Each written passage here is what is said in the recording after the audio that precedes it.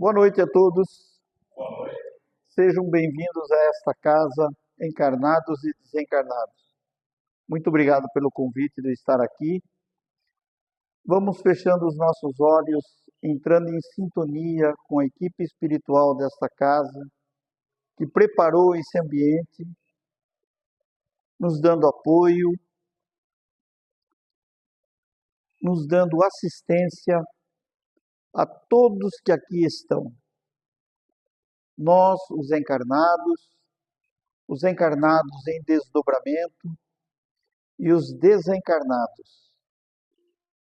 Vamos agradecer a Deus por mais essa oportunidade de estarmos aqui e que todos aqueles que aqui não puderem estar na noite de hoje, por algum motivo, que recebam essa luz revitalizadora, essa energia do Cristo em seus lares, revitalizando seu corpo, seu espírito.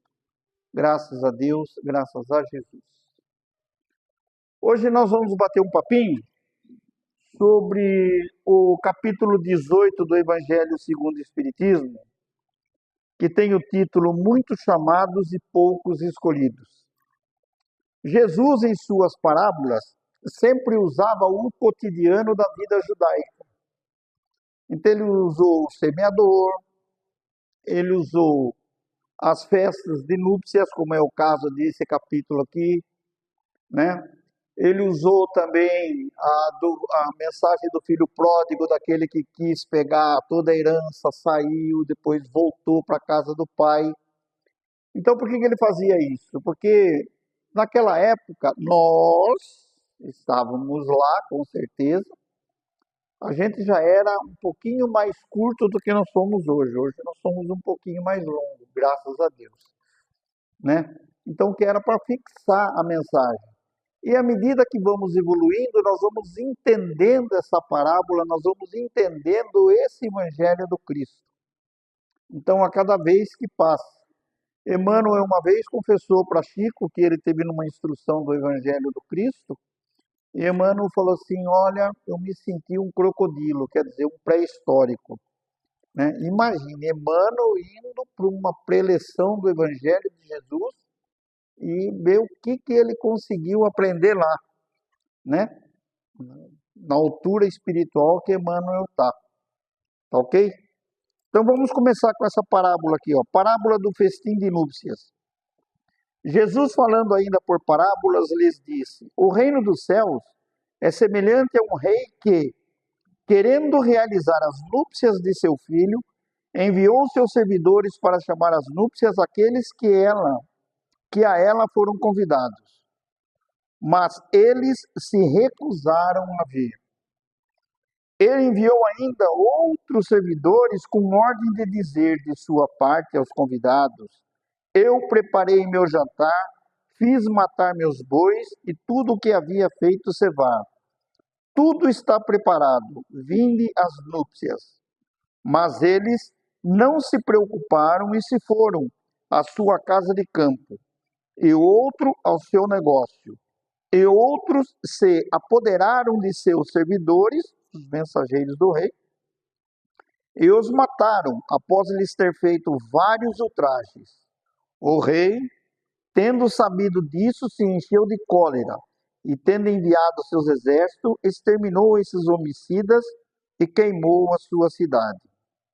Então ele disse aos seus servidores: o festim de núpcias está todo preparado, mas aqueles que haviam sido chamados dele não foram dignos. E depois nas encruzilhadas, e chamai para as núpcias todos aqueles que encontrardes. Seus servidores, indo então pelas ruas, reuniram todos aqueles que encontraram, bons e maus. E a sala de núpcias ficou cheia de pessoas que se sentaram à mesa. O rei entrou em seguida para ver aqueles que estavam à mesa, e tendo notado um homem que não estava com a roupa nupcial, lhe disse: meu amigo, como entrastes aqui sem ter a roupa nupcial? E esse homem permaneceu mudo. Então o rei disse aos seus servos: atai-lhe as mãos e os pés e lançai-os nas trevas exteriores. Aí haverá pranto e ranger de dentes, porque há muitos chamados e poucos escolhidos. Mateus capítulo 22, versículos de 1 a 14. Então, essa festa de núpcias, o festim de núpcias, era um acontecimento muito grande dentro da sociedade judaica, como até hoje ainda é. É festa de dias, tá?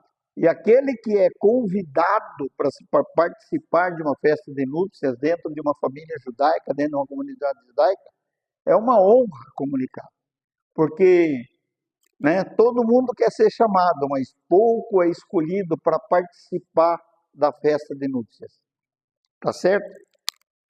Então, lembremos que os hebreus foram os primeiros povos a participar publicamente, o monoteísmo, um só Deus.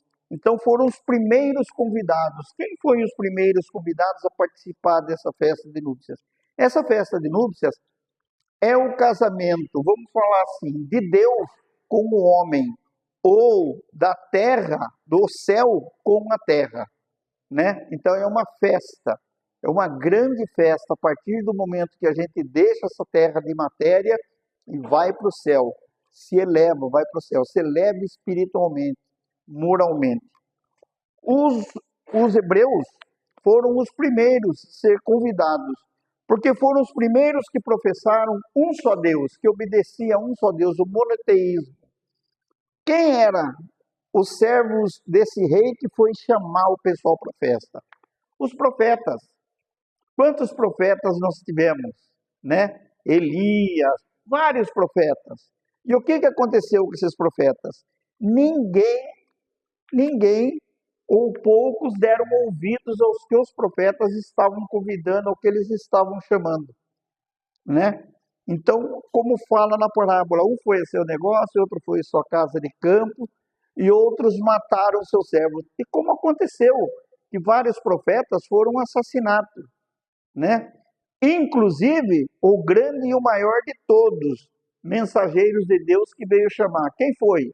Jesus. Jesus é um deles que nós matamos ele, É engraçado que no domingo de Ramos, nós recebemos Jesus em Jerusalém, abanando um galinho para ele. Depois, em menos de uma semana, votamos por Barrabás, Esses somos nós, essa é a humanidade, certo? Festejamos a entrada de Jesus em Jerusalém, que sacoalhando ramos, que era simbólico de boas-vindas e tal. E no fim, em menos de uma semana, na sexta-feira, ele já estava pendurado na cruz. Ajudado por nós, pela opção nossa, que preferimos Barrabás do que ele. Então, preferimos a matéria do que o espírito, naquela época. E, infelizmente, hoje, ainda, nós continuamos assim, ou em maior ou menor grau. Ainda nós temos esses escorregões, mas faz parte do caldeirão que a gente está aqui, fervendo, faz parte de onde nós estamos. O rei enviou novamente seus mensageiros, convidando para a festa. O rei enviou seus mensageiros, onde diziam que o rei preparou de tudo. Então, os mensageiros, os profetas, sempre nos falaram do reino de Deus, da felicidade que existe no reino de Deus, não da alegria, da felicidade. O próprio Cristo, veja o que Cristo deixou de mensagem para nós, E acabamos não acreditando nele, acabamos assassinando ele, Não demos ouvido ao Cristo. Não aceitaram o convite e ainda mataram alguns dos mensageiros. Devido à incredulidade dos saduceus e o fanatismo dos fariseus, o povo hebreu acabou perdendo a nação e se dividiram. Por quê? Porque era uma briga entre castas dentro de judeus, de saduceus e fariseus, e porque aquele é publicano, porque aquele não sei o quê. Existia uma diferença na sociedade que ela acabou se dividindo. E os fariseus acreditavam, e ainda hoje, nós temos pessoas que acreditam no Messias guerreiro, que vinha pela espada, que vinha para dominar pela força, pela guerra, ainda nós carregamos um pouco desse Deus tribal que Moisés aplicou em nós, que Moisés teve que aplicar na judeusada lá quando saiu do Egito para segurar aquele povo. Imagina aquela turma, mais de 400 anos escravo, como é que era? Então teve que pôr o quê? Um Deus perigoso, um Deus vingativo. E até hoje, né, muitos de nós ainda carregamos esse Deus comerciante, que só ajuda se eu pagar, só ajuda se eu fizer uma promessa, só ajuda se eu fizer um jejum de quaresma, só ajuda se eu for no culto do Evangelho no Centro Espírita toda semana. Ainda a gente carrega esse Deus negociador. Deus não é isso, né? Ainda muitos de nós não entendemos como é Deus, né? Aí eu vou no centro porque tá louco, se eu morrer, se eu desencarnar, eu vou estar. Será? Né? Será que o negócio é assim? Às vezes aquele que nunca pôs o pé num templo religioso, qualquer tipo de templo religioso, ele desencarna, ele está melhor do que aquele tipo Radamés que fazia evangelho toda semana, né? Porque a gente vinha aqui falar e tudo, explicar, não sei o que, é fácil. O difícil é a gente viver esse evangelho. Esse viver, decorar o evangelho é ótimo. Leitura dinâmica é rapidinho, né? Mas o difícil é a gente viver isso daí, tá certo? Então, com essa briga, com essa divisão, o povo acabou se dividindo, né? Porque cada um queria Deus de uma coisa. Os fariseus achavam que os pedidos deles só iam ser atendidos se matasse uma pomba dentro do templo, e tinha que comprar pomba lá dentro do templo, né? Então, assim, e nós somos um pouco assim até hoje, mas estamos melhorando. Deus havia prometido a Abraão que a sua prosperidade iria cobrir a terra. Realmente, esse pequeno núcleo, iniciado por Moisés, depois por Jesus, cobriu a terra com as suas mensagens, com os seus evangelhos.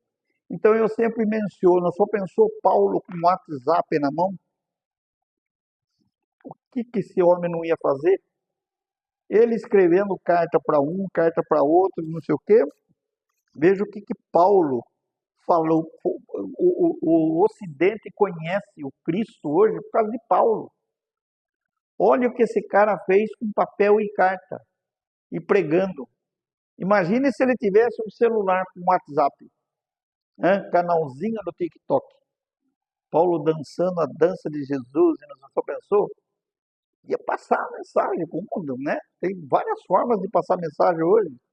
Um e-mail, né? Só pensou o que ele não ia fazer? Mas para aquela época foi o WhatsApp, foi o e-mail que ele conseguiu, que ele foi, e tudo a seu tempo, tudo à sua maneira, tudo na sua hora. Por quê? Porque também não adiantava explicar o Cristo. Hoje nós temos um conhecimento de Jesus que eu acho que os próprios apóstolos não tinham na época essa dimensão de Jesus. Que pelo menos nós, dentro da doutrina espírita, temos essa dimensão de Jesus. Do que foi Jesus, do que é Jesus, do que foi Jesus para nós aqui.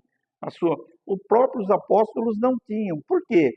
Porque nós estamos nessa estrada há muitos anos, há muitas encarnações, e veja as informações que a gente vem recebendo a cada vez que a gente passa por esse planeta ou por outros planetas, entendeu? Então a gente vem carregando essas informações. Então olha o que nós temos de informações do Cristo hoje. Por isso que não justifica muita coisa que nós fazemos hoje, não justifica. Porque não somos de todos ignorantes. Não somos. Se nós não sabemos, nós temos por amostragem. Alguém que está do nosso lado, alguém que trabalha conosco, alguém que vive dentro da casa conosco, ou alguém que a gente ouve, né, num podcast qualquer, num vídeo, numa palestra. Então a gente não pode alegar ignorância. O que a gente tem que fazer é sair da zona de conforto e procurar se melhorar. É isso que nós temos que fazer, é procurar isso daí. O rei pediu aos seus mensageiros que fossem pelas ruas encruzilhadas e chamassem a todos que encontraram. Então, todo esse convite é para todo mundo. para todos nós que estamos aqui dentro de um ambiente espírita, para aquele que está dentro de um ambiente evangélico, católico, que está dentro de uma sinagoga, de uma mesquita, todos nós recebemos esse chamado. Como é que nós recebemos esse chamado? Nós recebemos esse chamado pelas dores que passamos, pelas dúvidas que temos. Esse é o chamado para essa festa de núpcias. Porque se eu tenho muita dor, eu preciso procurar o porquê que eu tenho tanta essa dor, por que eu tenho tanta essa dificuldade, por que eu tenho tanto problema e a Carol não tem? Eu acho que ela não tem, mas todo mundo tem, né? Todos nós temos. Todos nós temos os problemas. O que é grande para mim, para ela é pequeno e vice-versa. Mas todos nós temos os problemas. Todos nós temos as nossas dúvidas. Todos nós temos os nossos porquês. Então, esse é o chamado para a gente procurar alguma coisa a mais. Para a gente procurar ser convidado para essa festa de núpcias. Então, é essa dor que faz. Agora, adianta eu ser chamado só? O que é os escolhidos? Deus, não, esse é muito feio, aquele é mais loiro, outro é mais moreno, não sei o que, esse não, japonês eu não quero aquilo. Deus faz isso? Não. O que são os escolhidos? Os escolhidos são aqueles que atendem no chamado para essa festa de núpcias, que vai procurar o porquê dessa diferença de um sofrer mais do que o outro, de um ter mais do que o outro, o porquê dessa diferença de eu ter facilidade para alguma coisa e dificuldade para outra coisa. Eu conheço tanto isso, mas eu não consigo progredir. O outro que conhece menos do que eu nesse assunto progride mais do que eu. Por que isso? O que acontece?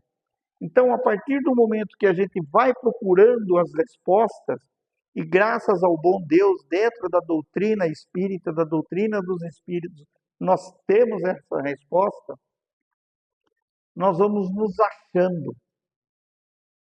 Porque o importante não é eu procurar para ter resposta para o meu vizinho, para o meu companheiro, para o meu filho, para a minha companheira, ou qualquer que seja. Não. O importante é eu procurar para mim ter resposta para mim. Porque a partir do momento que eu me acho, eu vou ter condições de ajudar o outro a se achar. Por livre-arbítrio, ele pode aceitar ou não, mas eu tenho condições de ajudar melhor, de dar um caminho. Então, eu tenho que me achar. Então, a gente precisa se melhorar, tem que se achar, para a gente conseguir entender essa vida nossa. Então, a partir do momento que eu me movo para esse entendimento, entende? O que é o escolhido? O escolhido é aquele que saiu da sua zona de conforto, teve coragem de dar de encontro com os seus problemas, com as suas dúvidas. Esse vai ser o escolhido. Esse foi escolhido. Esse vai ser escolhido para participar desse banquete de núpcias, para participar dessa festa. Por quê? Porque é por meritocracia. Como que eu posso querer ir bem num concurso se eu não estudo para esse concurso? Não tem. E esse concurso que nós estamos é o concurso da vida, é o concurso do progresso espiritual. E não tem cunha, não tem mentor que empurre a gente para frente. Não. O mentor só pode falar para nós: estude, preste atenção. Mas ele não vai falar letra A, letra B, a terceira é letra C. O mentor não fala isso. O mentor, os espíritos de luz, só nos direcionam olha, o certo é fazer isso. Agora, Nós temos o livre-arbítrio de fazer ou não, de seguir ou não. E a partir do momento que a gente se desdobra para isso, para fazer, para querer crescer, nós estamos começando a ser os escolhidos dessa festa, né? E o que é esse da roupa nupcial que tinha no meio do banquete? Quem estava sem a roupa nupcial? Quer dizer, eu não consigo entrar numa festa dessa se eu não tiver devidamente paramentado, se eu não tiver devidamente vestido. E como é que eu vou vestir? Como é que eu vou estar bem vestido? É eu me descascando como uma cebola. A cebola não tem várias camadas? O espírito, a partir do momento que ele vai progredindo, que ele vai subindo moralmente, ele vai tirando as camadas dele. A camada mais densa, a camada mais grossa, a camada da matéria, do orgulho, e a gente vai se depurando. Então, cada vez nós vamos ficando o quê? Mais sutis. Prova é, e a gente vê nas mediúnicas, que tem espírito que ele consegue falar com quem está dialogando com ele, ou ele consegue falar com o médium que está incorporando ele, o médium, tudo bem, ele sente, mas ele não sente aquele que às vezes trouxe ele para ser assistido na reunião mediúnica. Por quê? Porque eles não estão em mesma sintonia. Porque aquele que o trouxe, o mentor que trouxe ele para cá, está, vamos falar assim, com a roupa nupcial, está devidamente vestido para isso, está num grau acima. E nós que somos muito pesados, muito matéria, não conseguimos perceber aqueles que estão acima de nós. Pode ser que eles consigam baixar a vibração e se mostrar para a gente, como acontece, né? Como a gente vê nas mediúnicas aí que acontece, que acaba vendo quem trouxe, uma pessoa do seu coração e tal. Mas como que nós vamos ter essa sutileza? Somente saindo da nossa zona de conforto, procurando ser melhor moralmente. E a gente consegue isso sozinho? Não. Sozinho é muito difícil. Como é que a gente consegue isso? Nessa convivência aqui, ó, nesse ambiente espiritual aqui, é aqui que a gente conversa, porque cada um vai falar das suas dúvidas, dos seus problemas, nós vamos trocando figurinha, trocando informação. É dessa forma que a gente cresce. É no compartilhamento. A gente compartilha os problemas e as soluções. Todos nós. Então, essa convivência, essa assembleia que nós pertencemos aqui, ela é importantíssima para nós. Que sozinhos é muito difícil a gente caminhar. Porque sozinho a gente não vai ter muito parâmetro. A gente não vai saber medir se o que eu estou fazendo está certo, se não está certo, como é que eu estou. Eu dentro da minha cabeça eu estou certo, mas a Carol Hanamé, por favor, né? Faz favor, não é assim, assim, assim, assim, assim. Opa, você tem razão, eu não tinha pensado nisso. Então é dessa forma. Então é dessa forma que nós vamos ser os escolhidos para essa festa nupcial. É dessa forma que nós vamos estar devidamente paramentados, devidamente vestidos para essa festa, né? Então o rei pôs para fora, aqui na parábola, o rei, né, no figurativo, pôs para fora. Você não está preparado, você não tem mérito para estar aqui. Mas se a gente não está preparado, não tem mérito para estar nessa festa, a gente nem entra, né? Lembra muito a passagem, a parábola das 10 virgens, que tinha 5 que era tudo direitinho e 5 das as nécias, as loucas, né? Essas 5 loucas nécias que esqueceram de pegar o óleo da lâmpada ficaram lá de fora do casamento. Não conseguiram entrar. Por quê? Porque não se prepararam para participar dessa festa. Está vendo como Jesus sempre usava a festa de bodas, de núpcias, para isso aí? Entende? Então, se a gente não está preparado, a gente nem entrar, a gente não entra, não consegue entrar. É por meritocracia. E não adianta. E não adianta a gente querer achar que o mentor da gente vai nos empurrar para isso. Não. O mentor ele vai respeitar o nosso livre-arbítrio, ele vai respeitar o nosso tempo.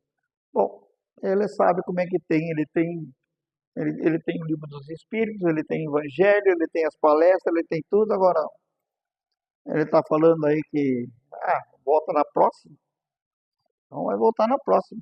Só que na próxima pode ser que a gente não venha aqui, porque com o pouquinho de conhecimento que a gente tem, nós vamos voltar para um planetão para inventar roda. Só pensou quanto que nós vamos sofrer?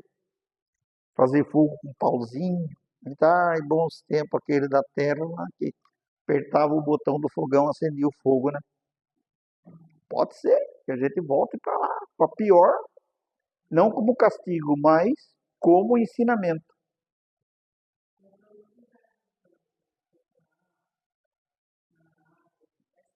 Justamente. Não existe uma regra. Então, vem cá, meu amigo, já que você tem esse pouco conhecimento aqui, você está pensando que você vai nascer no Brasil? Não, você vai lá para o continente africano. Vai para o Talibã, vai cair no Talibã. Vai lá, né? Vem cá, Radamés, você tem esse pensamento? Você vai nascer mulher lá, você vai andar de burca, né? Entende?